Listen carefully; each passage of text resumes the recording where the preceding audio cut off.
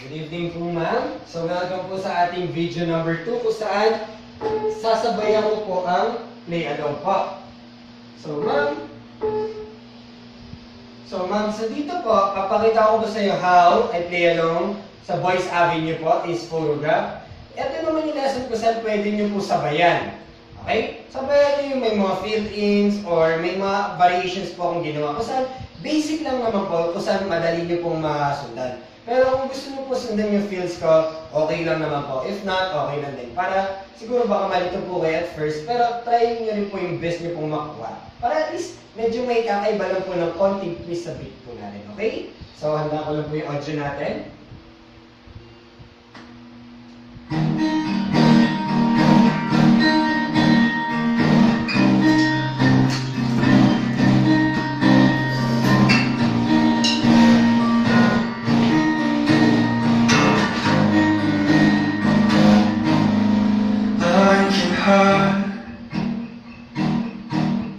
Love can hurt sometimes, but it's the only thing that I know. But when it gets hard, you know it can get hard sometimes.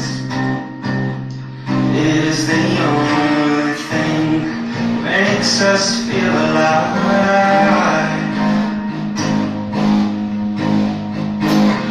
Keep this love in a photograph. We made these memories for ourselves, where our eyes are never closing, hearts are never broken, time's forever frozen still. So you can keep me inside the pocket of your ripped jeans, holding me closer till our eyes meet.